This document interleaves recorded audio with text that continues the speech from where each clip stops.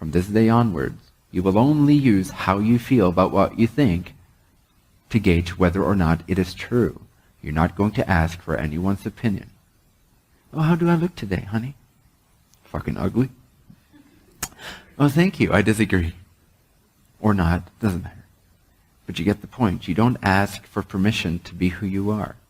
You don't ask anyone what is true or what is not. First of all, because their truth might not be your truth. And second of all, because people don't know what they're doing. They have no clarity. Now, if this was an enlightened civilization, then maybe it would make some sense, some form of sense, to occasionally ask, how do you view this experience? And that's why we come to meetings like this. It's because we wish to engage with more of ourselves and portions of ourselves that have explored perhaps a little bit more, that have become a little more clearer on the way the Creator sees things, and so we want to bounce off of those reflections. That is great. That's the only useful practice in terms of asking other people for their reflections. But don't just go around and ask sheep what they think about the lioness or the lion that you are. Because you don't care. You don't want to care what people think about who you are. As soon as you do, you're out of alignment, you feel bad, you feel like you're a victim, you don't understand why people don't love you, why don't they just say nice things about you? Who cares? There's something wrong if a sheep says something nice about a lion.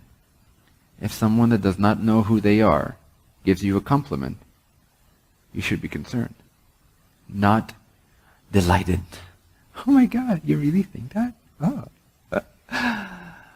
Now, if someone you want to end up like is giving you a compliment and it feels genuine, then maybe you have some inkling of a reason to resonate with that, to vibrate with that moment and say, yeah, let me absorb that energy for a second and make it my own. But if someone stands in front of you who you don't want to end up as, don't ask what they think, because it doesn't matter. The only way it makes sense for you to ask someone you don't want to end up like what they think about you, the way you think, the way you look, what are you doing, the only way that makes sense is if you use the exact opposite of what they're saying.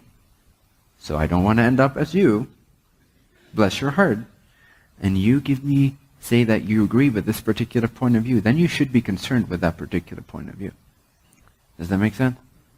And if that person is someone that you want to become more like in your own way, then let that reflection show you something. Not blindly take it on, obviously. It has to resonate to the fullness, to the core of your being.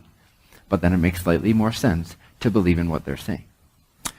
So drop the idea that you can gauge how you are doing by what other people think, and start only gauging how you're doing and whether what you think or not is true based on how you feel half a second after you've thought the thought. It's even less than half a second. It's quite instantaneous. It is after, but it's so instantaneous that you won't notice a gap. You are made to feel instantly bad when you have an erroneous thought. You're made to feel instantly amazing when you have an in-alignment way of seeing creation. So, no judgment, only ease.